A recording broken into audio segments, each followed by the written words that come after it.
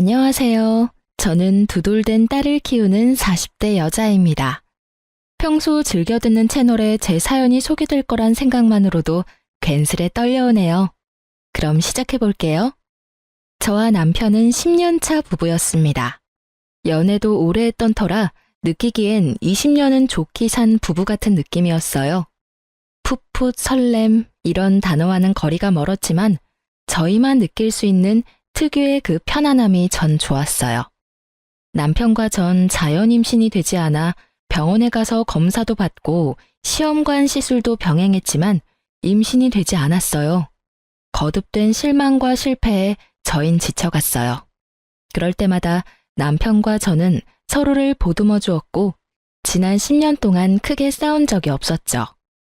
그만큼 눈빛만 보아도 잘 알고 자신보다 서로를 위해 배려한다고 생각했어요. 남편과 저 사이엔 애틋함이 감미된 우정이 있다고도 생각했죠. 한없이 괜찮다며 잘 될 거라고 하는 남편과는 달리 아버님은 한없이 절 구박했어요.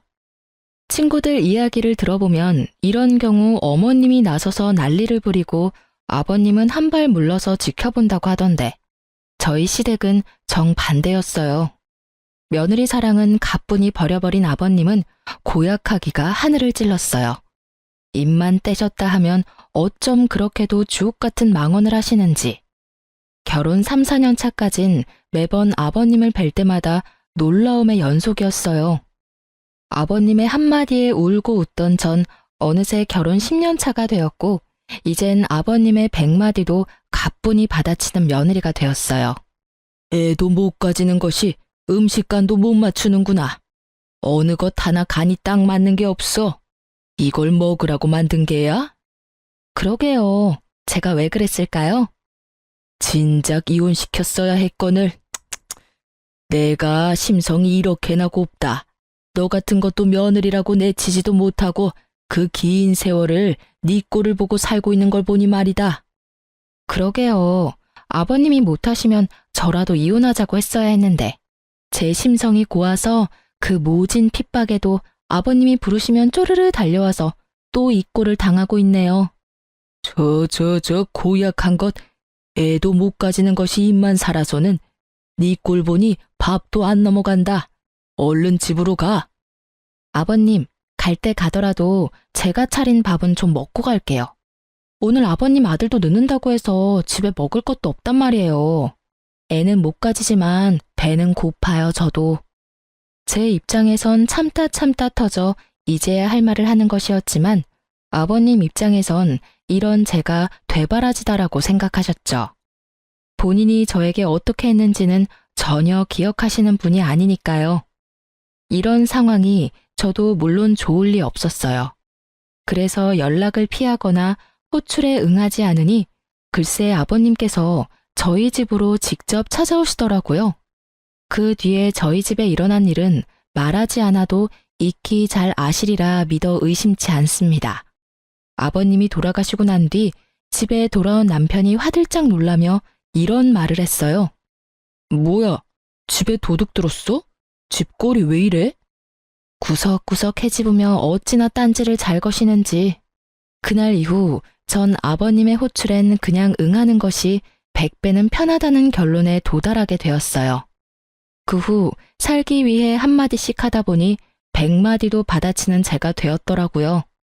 제가 아버님의 말씀을 받아칠 때마다 어머님도 속이 시원하신지 표정이 꽤 밝으셨어요. 그러다 아버님이 역정을 내시며 자리를 뜨시는 날이면 저에게 엄지손가락을 치켜 세워주시곤 했죠.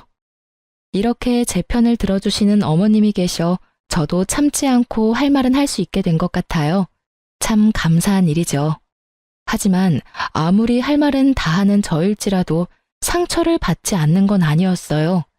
특히 아버님의 말씀에 친정 부모님이 등장하는 날이면 울컥하는 마음에 말보다 눈물이 앞서곤 했어요. 그런 날이면 어김없이 어머님이 나서주셨어요. 내가 이런 말까진 안 하려고 했는데 난 도대체 이해가 안 되는구나. 사돈은 어떻게 너같이 애도 못 가지는 것을 시집 보낼 생각을 했는지. 나 같으면 시집은커녕 집 밖에도 못 나가게 했을 텐데 말이다.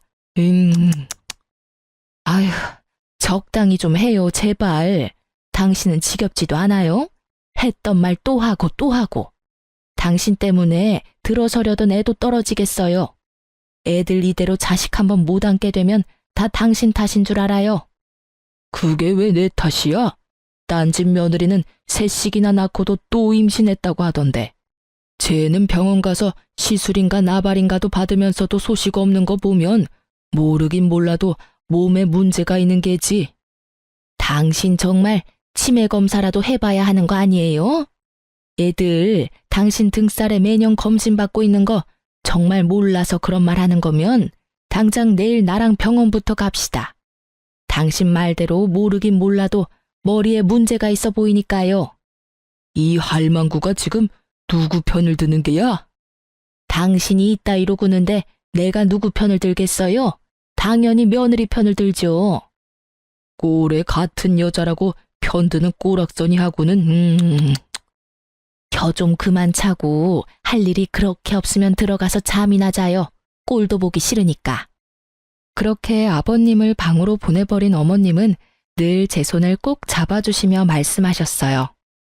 아가, 미안하구나. 내가 이렇게 대신 사과할 테니 마음에 너무 담아두지 마라. 저런 말들 마음에 담아둬봤자 너만 병들어. 알겠지? 네, 어머님. 걱정 마세요. 하루 이틀도 아니고 저 괜찮아요. 전 늘 이렇게 대답하곤 어머님을 향해 웃어 보였고요. 그러던 결혼 10주년을 며칠 남기지 않은 어느 날, 저에게 기적이 찾아왔습니다. 축하드립니다. 임신입니다. 네? 정말 임신이에요? 예, 산모님. 그동안 정말 고생 많이 하셨어요. 노산이라 조심 또 조심하셔야 합니다. 이번에도 당연히 아니겠지 하는 마음에 찾은 병원이라서 더 기뻤어요. 진료실에서 어린아이처럼 방방 뛰고 말았죠. 특히 그 산모님이라는 호칭이 어찌나 좋았는지 몰라요. 병원을 나서는데 그야말로 구름 위를 걷는 기분이더라고요.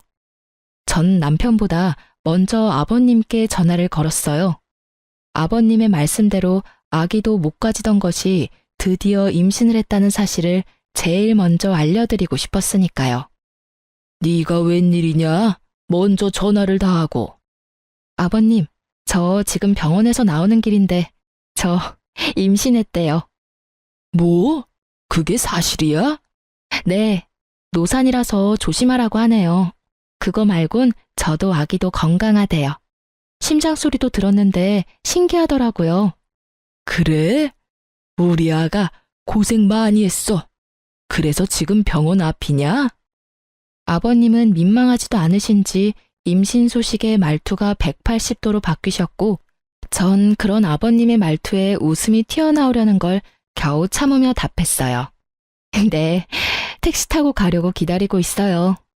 그럼 조금만 더 기다리거라. 내가 데리러 갈 테니. 네?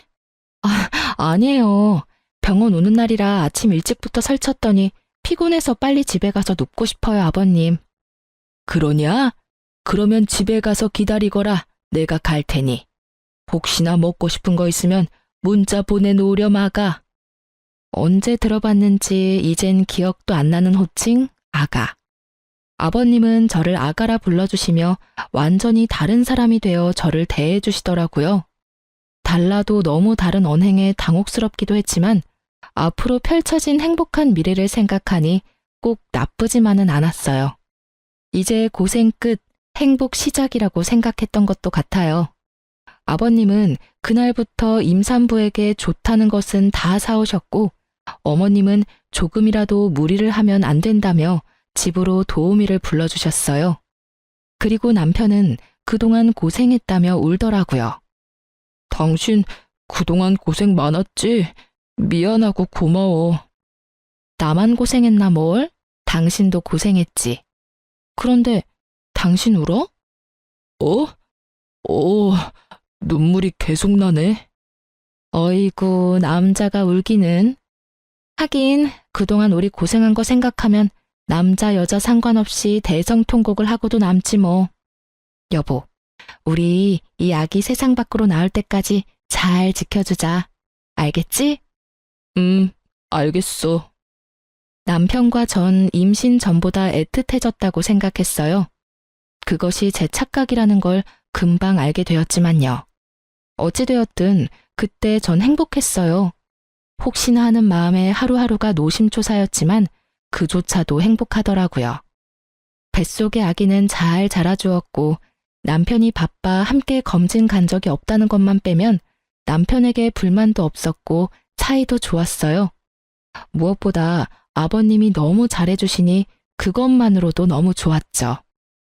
그렇게 전 결혼 생활 10년을 통틀어 가장 행복한 시간을 보내고 있었어요. 제 행복이 끝나던 날은 뱃속의 아기가 딸이라는 소식을 들은 날이었어요. 전 전화를 기다리고 계실 아버님께 전화를 걸었어요. 아버님, 저예요. 뭐래니? 아들이지? 그치? 그게요, 그게 말이죠. 딸이래요. 뭐? 딸이래요, 아버님. 제 차 딸임을 확인한 아버님은 그냥 전화를 끊어버리셨어요. 섭섭해 하실지는 알았지만 생각보다 과한 반응에 당황스러움이 몰려오며 걱정이 되더군요. 제 우려는 현실이 되었고 아버님의 귀한 대접은 더 이상 없었습니다. 대접은커녕 임신 전보다 더 심해지셨죠. 저도 상황이 그렇게 되니 더는 당하고만 있을 순 없겠더라고요. 제 아기를 지켜야 했으니까요. 너 당장 집에 좀 와서 일 좀 거들거라. 오늘 점심엔 해물탕이 먹고 싶으니 장도 좀 봐서 오고. 저번엔 꽃게가 적어서 영 별로더라. 이번엔 많이 좀 사오너라. 남으면 꽃게찜도 좀 하고. 죄송한데 저 못 가요, 아버님. 무엇이 어째? 저 노산이어서 조심해야 하는 거 아시잖아요. 저번에도 아버님이 부르셔서 갔다가 무리하는 바람에 밤에 배 뭉쳐서 혼났어요, 아버님. 앞으로 아버님이 아무리 부르셔도 안 갈 거니 그런 줄 아시고 저 기다리지 마세요. 누가 들으면 아주 큰일이라도 한 줄 알겠구나. 그리고 임신했을 때일수록 많이 움직여야 한다. 잔말 말고 얼른 오지 못해? 네, 전 안 갈 거예요. 그리고 저 노산이라고 조심해야 한다고 집 밖에도 웬만하면 나가지 말라고 하신 건 다름 아닌 아버님이셨잖아요. 그땐 네 뱃속의 아기가 아들인 줄 알았을 때의 얘기고 지금은 상황이 많이 달라지지 않았느냐? 내가 왜 낳아봤자 아무짝에 쓸모도 없는 딸까지 신경 써야 하느냐 이 말이다. 정말 너무하세요, 아버님. 딸이든 아들이든 다 똑같은 아버님 손주라고요. 어떻게 이렇게까지 변하세요? 처음엔 그렇게 귀하게 대해주시더니 이젠 온갖 굳은 일은 다 시키시잖아요. 그때 이야기는 꺼내지도 마라.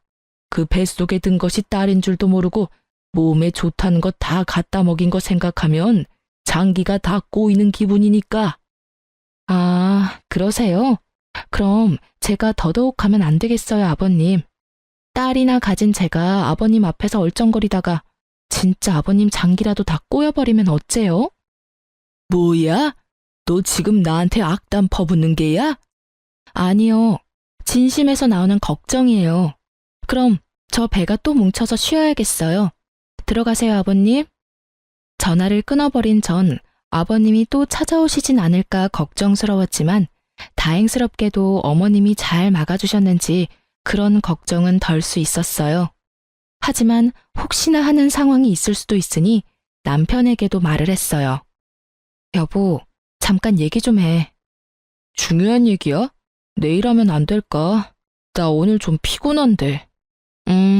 중요한 이야기야. 저의 단호함에 남편은 귀찮아 죽겠다는 얼굴로 제 옆에 앉더군요. 뭔데? 당신이 아버님께 전화 좀 해줘. 우리 아기 여자인 거 아시고 나선 나한테 또 시작하셨어. 아니, 더 심해지셨어.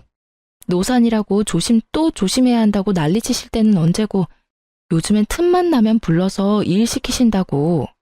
오늘 또 전화 와서 난리치시길래 난 앞으로 못 간다고 그랬으니까 당신이 전화해서 무사히 출산할 때까지 나 좀 괴롭히지 마시라고 해줘. 당신이 못 간다고 했으면 됐지. 나까지 굳이 전화해서 그런 말을 해야 해? 당신 기억 안 나? 임신하기 전에 내가 아버님이 오라는 거 무시했다가 우리 집에 찾아오셔서 냉장고 안 다 뒤집어 놓으시고 옷장 다 헤집고 심지어 욕실 수건까지 다 꺼내서 다시 빨라고 하셨잖아. 혹시나 이번에 또 찾아오셔서 그러시면 어쩌냐고. 지금은 홀몸도 아닌데. 알겠으니까 그만 좀 해. 나 오늘 진짜 힘들었어. 요즘 계속 야근하는 거 알잖아. 제발 나 좀 쉬자, 어? 그래, 알겠어. 내일 꼭 전화 드려. 남편의 무관심에 가까운 태도가 마음에 들지 않았지만 정말 피곤해서 저러는가 보다 했어요. 하지만 남편의 무관심엔 이유가 다 있었더라고요. 그 이유는 며칠 뒤 퇴근하고 돌아온 남편의 손에 있었어요. 이게 다 뭐야? 내가 묻고 싶다. 이게 다 뭐야? 이 남자 누구냐고. 남편이 건넨 것은 낯선 남자 품에 안겨있는 저의 모습이 찍힌 사진이었습니다. 당황스러웠죠. 아무리 보아도 처음 보는 남자의 품에 아무리 보아도 저인 여자가 안기다시피 기대어 있었으니까요. 나도 몰라. 이 여자는 내가 맞는데 이 남자는 나도 누구인지 몰라. 진짜야. 당신 지금 그걸 말이라고 해? 솔직히 말하라고. 나 진짜 억울해. 당신 나랑 산 세월이 얼만데 날 몰라? 내가 당신 두고 바람필 여자야? 그러니까 설명을 해보라고. 이 남자는 누구인지, 왜 이러고 있는 것인지. 나도 말하고 싶어. 그런데 진짜 아무 생각도 안 나는 걸 어떻게 해? 크게 당황한 저는 아무 생각이 떠오르지 않았어요. 그저 억울하다는 생각밖에 들지 않았어요. 전 손톱을 물어뜯으며 사진 속 상황을 떠올리려 했었고, 그런 저를 보던 남편은 충격적인 말을 꺼냈어요. 당신, 솔직하게 말해봐. 뱃속의 아기 내 자식이 맞긴 해? 뭐? 당신 방금 뭐라고 그랬어? 당신 자식이 맞냐니? 그러면 우리 아기인데 당연히 당신 자식이지. 누구 아기겠어? 아니, 상황이 그렇잖아. 갑자기 이런 사진은 회사로 오지를 않나. 당신은 자세한 설명도 없이 억울하기만 하다고 하지. 입장 바꿔 당신이 나라면 의심 안 되겠어? 나 이 사진 보는데 진짜 당신한테 배신감도 들고 믿을 수도 없어서 당장 이혼하고 싶은 거. 우리 함께한 세월이 있으니 마지막으로 변명이라도 들어보려고 온 거야. 그런데 아무 말도 못하는 당신 보니까 정말 실망스럽다. 전 정말 억울해 미칠 것만 같았습니다. 정말 기억이 안 나서 할 말이 없는 것인데 없는 기억을 만들어낼 수도 없는 노릇이고 너무 억울하더라고요. 아무 말도 하지 못하고 남편이 하는 말만 죄인처럼 듣고 있던 그때 제 머릿속에 번쩍하고 기억 하나가 스쳐가더라고요. 사진 속 그날의 기억이요. 전 최대한 차분히 그날의 기억을 남편에게 전달하려 애썼어요. 아, 나 기억났어. 그날 어머님이 편찮으시다는 연락받고 식사라도 챙겨드려야겠다 싶어서 장 보고 나오던 길이었는데 그 남자랑 부딪혔어. 그 바람에 장 본 걸 다 떨어뜨렸고 급하게 줍고 일어나는데 갑자기 너무 어지러운 거야. 당신도 알잖아. 나 임신하고 빈혈 심해진 거. 내가 갑자기 비틀거리니까 그 남자가 부축해주더라고. 나도 너무 어지럽고 쓰러질 것 같아서 모르는 사이에 기댄 것 같은데 그 타이밍에 이런 사진이 찍혔나 봐. 그러고 나서 그 남자가 가방에 임산부 배지를 보고선 날 부축해서 택시 타는 곳까지 데려다 주더라고. 정말 그게 다야. 남편은 헛웃음을 지어 보였지만 사진의 진실은 이것이었어요. 심지어 제가 그 남자에게 기대었다는 것도 사진을 보고 알았을 정도로 찰나의 순간이었고요. 저의 설명에도 남편의 눈빛은 차가웠고 저는 지은 죄도 없는데 괜히 남편의 눈치를 살피고 있었어요. 그 순간 남편의 입에선 단 한 번도 상상할 수 없는 말이 흘러나오더라고요. 우리 이혼하자. 뭐? 이혼? 당신 진심이야? 나 당신 못 믿겠어. 지금 당신이 하는 말 다 거짓말 같고 당신 뱃속에 있는 아기도 의심스러워. 당신 내 성격 알지? 한 번 아니면 끝인 거. 지금이 그래. 이미 당신을 의심하기 시작해버렸고 쉽게 돌릴 순 없을 것 같아. 여보, 진짜 아니라니까. 내가 어떻게 해주면 믿을래? 그래, 유전자 검사라도 해줘. 그럼 되겠어? 다 오해라잖아. 이런 일로 우리가 이혼한다니 그게 말이나 된다고 생각해? 그 뒤로도 저는 남편을 설득했지만 소용없더라고요. 남편은 확고했고 저의 애원에도 단호하게 뿌리친 남편은 간단한 짐을 챙겨 집을 나가버리더라고요. 믿기지 않는 상황에 눈물도 나지 않았어요. 고작 이런 사진으로 17년 세월이 물거품이 되어버렸다는 사실이 아무리 생각해도 믿기지 않았으니까요. 전 뜬 눈으로 밤을 지새웠고 시부모님의 도움을 구해보고자 시댁으로 향했어요. 대문 앞에 선 저는 크게 심호흡했어요. 어떻게 말을 꺼내야 할지 모르겠더라고요. 숨을 고른 전 벨을 눌렀고 인터폰을 통해 아버님의 목소리가 들려왔어요. 누구세요? 저예요, 아버님. 문 좀 열어주세요. 문은 열리지 않았고 대신 아버님이 나오셨어요. 손에 물이 가득 담긴 대야를 든 아버님이요. 지금 뭐 하시는... 아버님은 대야 가득한 물을 저에게 들이부으셨고 전 그야말로 물에 빠진 생쥐꼴이 되었어요. 갑작스런 물벼락에 깜짝 놀란 제가 소리를 지르니 아버님이 더 큰 소리로 호통을 치더라고요. 여기가 어디라고 찾아와? 네, 다 들었다. 어디 감히 네가 주제도 모르고 바람을 피워? 아버님, 그게 오해예요. 10년을 보셨으면서 모르시겠어요? 난 모른다. 그러니 썩 꺼져. 한 번만 더 찾아오면 물이 아니라 오물을 뿌려버릴 테니 찾아올 생각은 하지도 마라. 저런 배은망덕한 것 같으니라고. 아버님, 아버님, 아버님! 저는 애타게 아버님을 불러보았지만 아버님은 참 냉정히도 들어가 버리시더라고요. 진짜 딴 남자한테 곁눈질이라도 준 적이 있었다면 이렇게 억울하진 않았을 텐데. 오해에서 비롯된 상황 때문에 물벼락까지 맞아버리니 말 그대로 미치고 팔짝 뛰겠더라고요. 전 그대로 남편의 회사로 찾아갔고 회사 앞에서 웃으며 나오는 남편과 마주할 수 있었어요. 처참한 몰골의 저와는 달리 밝게 웃는 남편을 보는데 배신감이 확 밀려오더라고요. 쫄딱 젖은 저를 발견한 남편은 밝았던 표정은 온데간데 없어지고 잔뜩 굳은 표정으로 저를 인적 드문 골목으로 데리고 갔어요.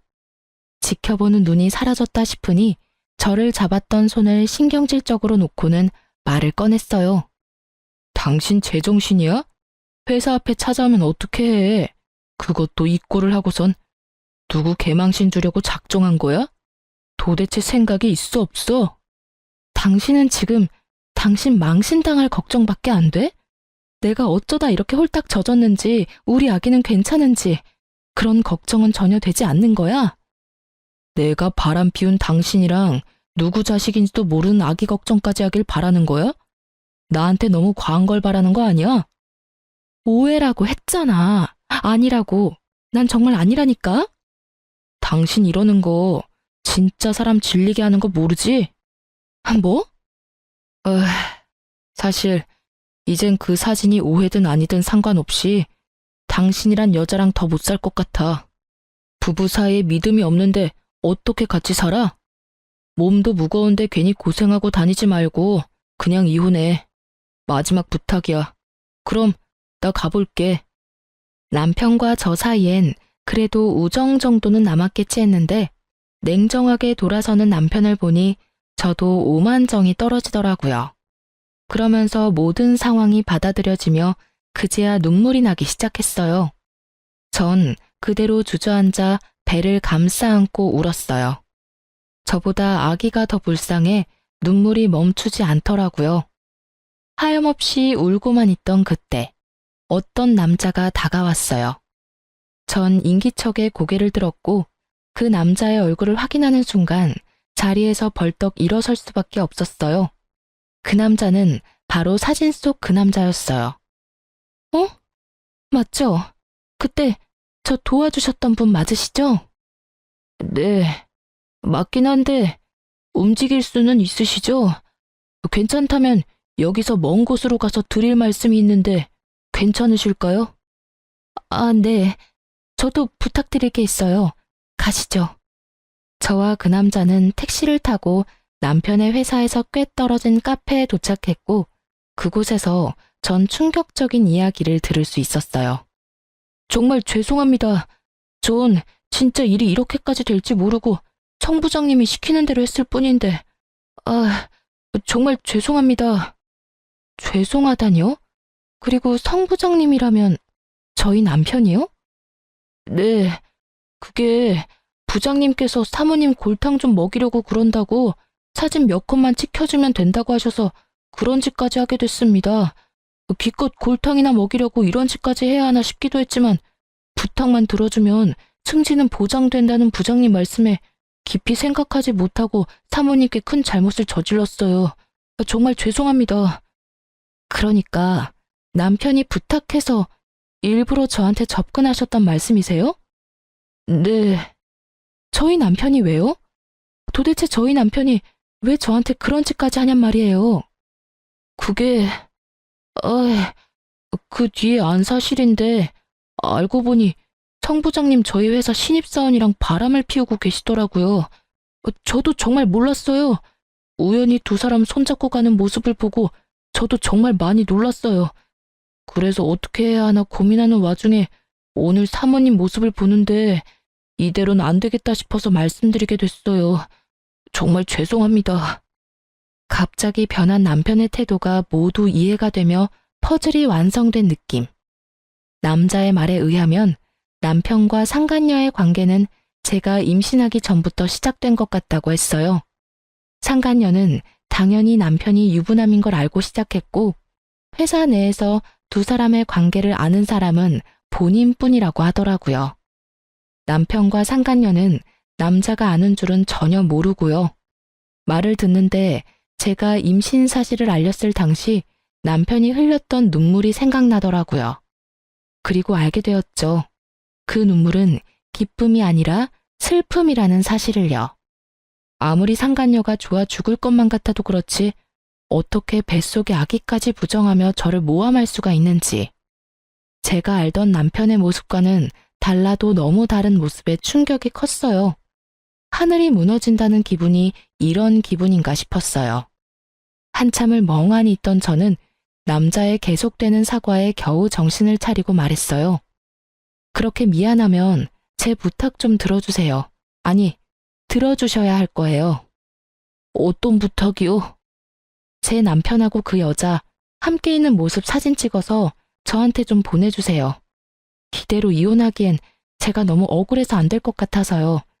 그쪽이 도와주면 제 억울함이 많이 풀릴 것 같은데 할 수 있겠어요?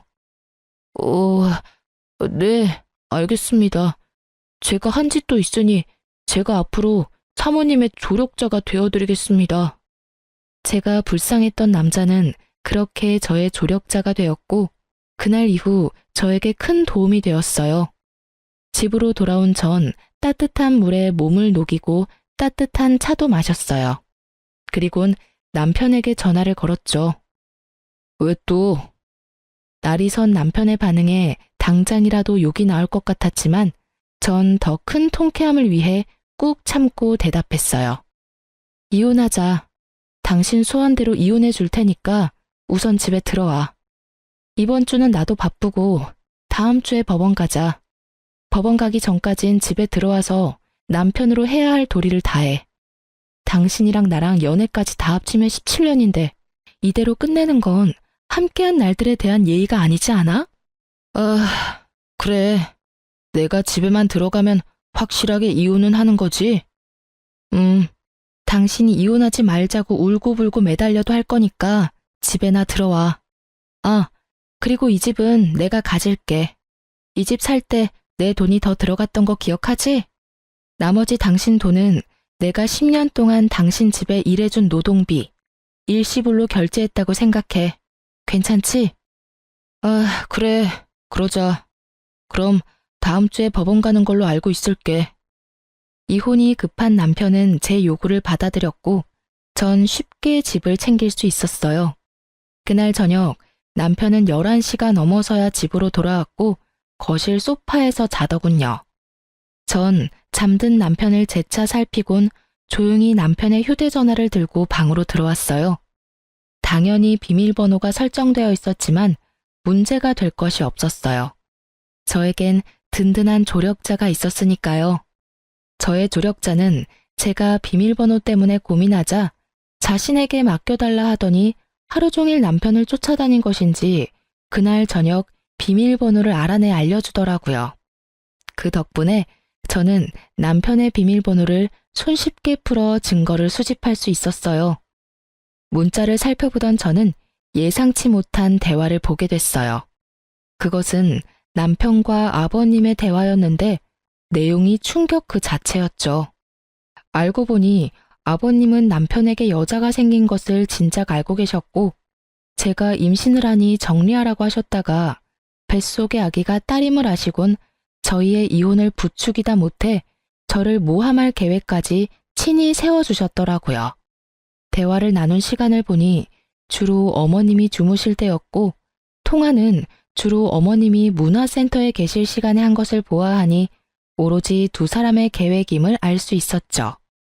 여자한테 미쳐서 자식을 부정하는 남편이나 손자한테 미쳐서 며느리를 함정에 빠뜨리는 아버님이나 정상이 아니기는 매한가지였죠. 어쩜 그렇게 뻔뻔할 수 있는지. 사건의 전말을 다 알게 된 저는 분노의 힘으로 차곡차곡 증거를 모았고 법원에 갈 때쯤에 증거가 차고도 넘치는 상태가 되었어요. 결전의 날이 되었고 전 남편과 함께 법원으로 들어가기 전 카페에 들러 마지막 인사를 나누기로 했죠. 나 같은 놈 있고 행복하게 잘 살아. 남편 놈은 인재야 죄책감이라도 느껴지는 것인지 눈물을 글썽이더라고요.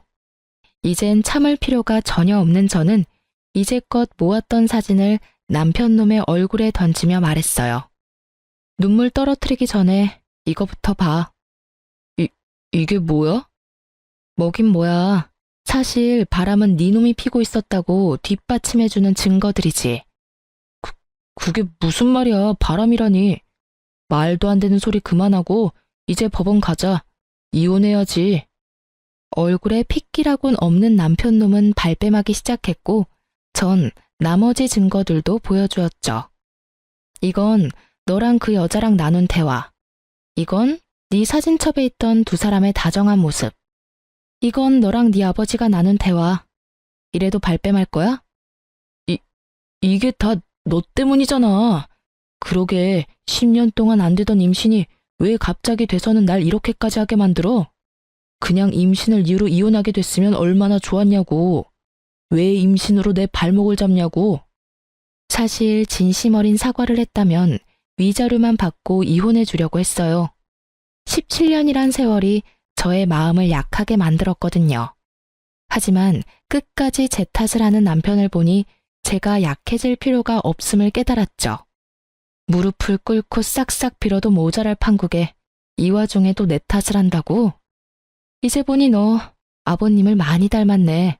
아주 뻔뻔하기가 하늘을 찌르고도 남겠어?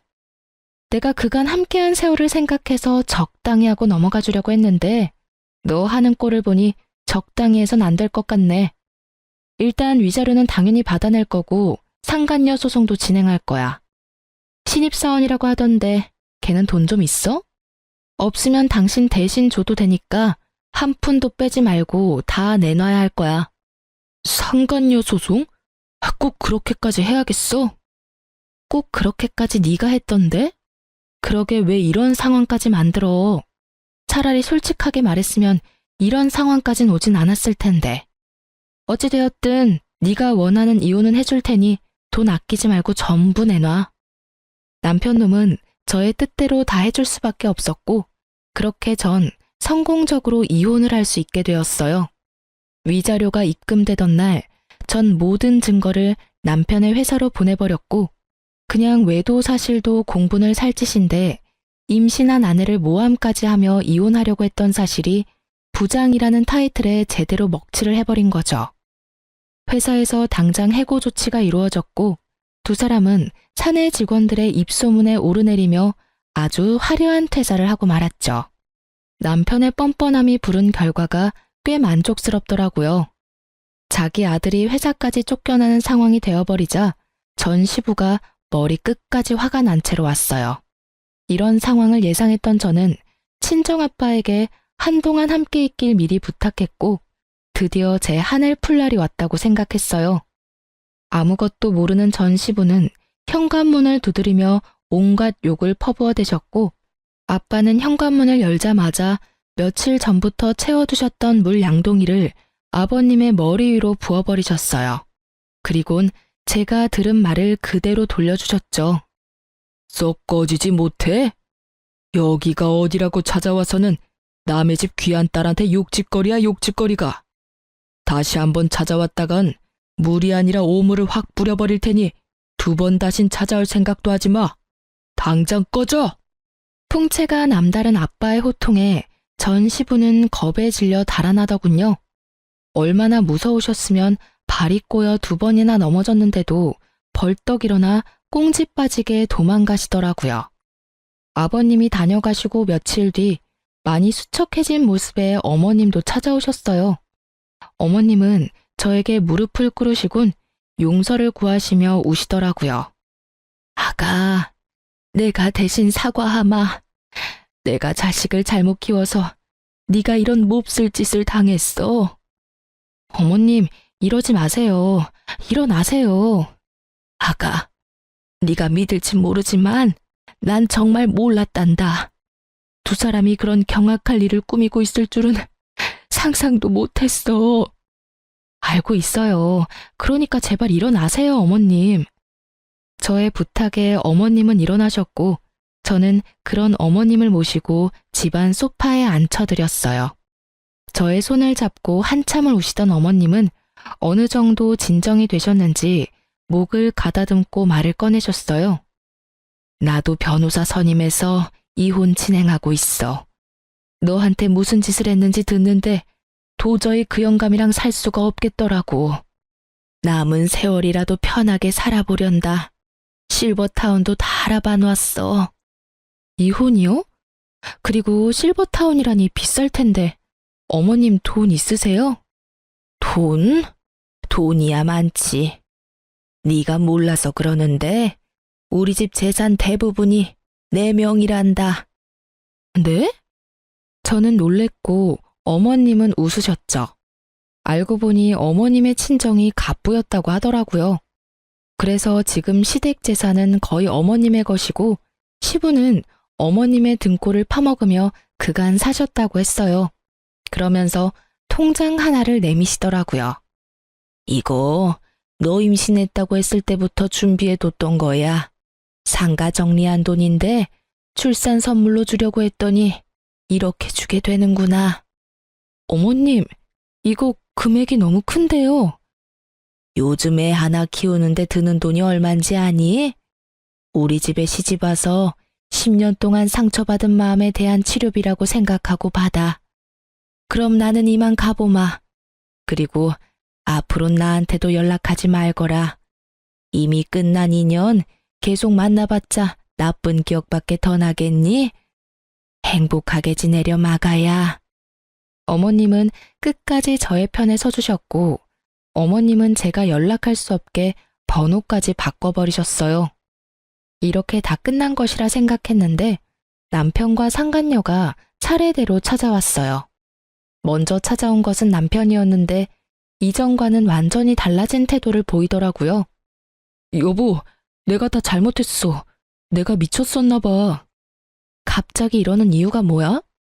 그냥 문득 내가 미쳤었다는 생각이 들더라고. 우리 귀한 아기까지 버리고 그깟 여자가 뭐라고. 내가 그러면 안 되는 거였는데 나 진짜 반성 많이 했어. 나 한 번만 용서해주면 안 돼? 너 어머님 이혼하신다는 사실 알았구나? 그래서 이러는 거지? 아니야. 내가 널 모르니? 네 아버지도 어머님께 쫓겨날 것 같으니까 나한테 와서 이러는 거겠지. 이젠 좀 솔직해지지 그래? 그게 사실은 당신 말이 맞아. 2분 이혼하셨는데 아버지는 거의 가진 것도 없이 쫓겨나셨어. 거기다 나까지 쫓아내시더라고. 그래도 자식이라곤 나 하나밖에 없는데 어떻게 이러실 수가 있어. 정말 너무하셨잖아. 그렇지 않아? 그걸 왜 나한테 와서 물어? 네가 그렇게 좋아 죽고 못 사는 여자한테 가서 묻지. 그 여자랑은 진짜 헤어졌어. 상간녀 소송당하더니 애가 미쳐버리더라고. 그래서 이건 아니다 싶었는데 회사 잘리고 나선 연락도 안 돼. 뭐 어차피 헤어지고 당신한테 돌아오려고 했는데 잘 됐어. 사연을 들으며 바람 피운 남자들이 뻔뻔하게 굴 땐 저게 진짜일까? 하는 생각이 들었는데 그게 진짜이더라고요. 어쩜 이런 한심한 생각을 당연하다는 듯이 하는 것인지 한편으론 대단하다는 생각까지 들더라고요. 정신 좀 차려. 네가 다시 돌아온다고 하면 내가 두 팔 벌려 환영할 줄 알았어? 그 자신감은 도대체 어디서 나오는 거니? 뭐? 당신 나 없으면 꼼짝없이 우리 아기 혼자 키워야 하는데 자신 있어? 자신 없을 건 또 뭐야? 난 자신 있는데? 그리고 이제 와서 우리 아기? 네 자식 아니라고 할 때는 언제고 어디 뻔뻔하게 아기를 내세워. 나 진짜 침이라도 뱉고 싶은 걸 겨우겨우 참고 있거든? 그러니까 당장 좀 꺼져. 태교에 엄청나게 방해되니까. 뭐? 꺼져? 웃기지 마. 나 당신이 허락할 때까지 한 발짝도 안 뗄 거니까. 잊지 마. 여기 내 집이야. 그리고 나 지금 경찰에 신고할 거거든? 질질 끌려가도 괜찮으면 계속 있어. 난 상관없으니까. 전 남편이 보는 앞에서 112를 눌렀고 남편은 겁이 났는지 걸음아 나 살리라고 하고 도망가더라고요. 어쩜 도망치는 꼴이 전시부와 똑같은지 피는 못 속인다라고 생각했네요. 그렇게 전 남편을 보내고 나니 그 다음엔 상간녀가 찾아왔더라고요. 사실 회사로 증거를 보낼 때 상간녀의 집과 그 부모님들이 일하는 학교로도 증거를 보냈었어요. 상간녀의 집은 교육자 집안이었는데 듣기론 이런 구설수를 제일 기피한다고 들었던 터라 고민 없이 증거를 보냈어요. 상간녀의 죗값은 그 부모가 알아서 주길 바랬으니까요. 저의 뜻대로 된 것인지 저를 찾아온 상간녀의 몰골은 엉망이었어요. 여긴 무슨 일이죠? 사모님, 제가 정말 잘못했어요. 저 부장님이랑 헤어졌어요. 그러니까 저 한 번만 용서해 주시면 안 될까요? 용서? 내 용서가 필요해서 여기까지 찾아왔니? 그게 사실은요. 계속해서 말끝을 흐리는 상간녀에게 전 단호하게 밀어붙였어요. 시간 끌지 말고 본론만 해. 그게 사모님이 저희 부모님 좀 만나주시면 안 될까요? 만나서 다 오해였다고 말씀 한 번만 해주시면 안 될까요? 뭐? 저 회사에서도 잘리고 집에서도 쫓겨났어요. 친구들 사이에서도 소문이 퍼져서 갈 데도 없다고요. 사람 하나 살리는 셈 치고 저희 부모님 만나서 사모님이 저랑 부장님 사이 오해했었다고 한마디만 해주시면 안 될까요? 말도 안 되는 부탁을 하는 상간녀를 보는데 헛웃음이 나더라고요. 남편이나 상간녀나 생각이 어쩜 이렇게도 없는지. 그야말로 뻔뻔한 환상의 커플이다 싶었어요. 야, 생각을 좀 해봐. 내가 그런 부탁을 들어줄 것 같아? 제발요. 제가 이렇게 빌게요. 이렇게 빌든 저렇게 빌든 난 그 부탁 절대 들어줄 생각 따위 없어. 내가 웬만하면 뱃속에 아기도 있고 해서 이 정도 선에서 끝내주려고 했거든? 남의 인생 망쳐봤자 뭐하겠어. 그렇다고 해서 내 인생이 돌아오는 것도 아닌데. 그런데 너 이러는 꼴을 보니 안 되겠다. 이미 저한테 할 수 있는 건 다 하셨잖아요. 아직 더 하실 게 남았어요? 남았지. 지금까진 네가 가진 것들이 사라졌지? 앞으론 네가 가질 것들을 사라지게 할 거야. 난 앞으로 널 평생 쫓아다니면서 네가 한 짓들 다 알리고 다닐 거야. 네가 다시 취직을 하면 그 회사에 찾아가서 다 알릴 거고 네가 결혼을 하면 그 결혼식장에 찾아가서 그 결혼 망쳐버릴 거야. 알겠어? 사모님, 꼭 그렇게까지 하셔야겠어요? 제가 이렇게 빌잖아요. 제가 불쌍하지도 않으세요? 그러는 넌 내가 불쌍하지도 않았어? 내 뱃속의 아기는 안 불쌍하더니? 그게... 여기서 울고 있지 말고 얼른 나가. 너희 부장님한테 했던 것처럼 너도 경찰에 신고해버리기 전에 내 눈앞에서 썩 꺼져. 끝까지 몰린 상간녀는 결국 울음을 터뜨렸고 전 꼴도 보기 싫어 상간녀를 내쫓아버렸어요.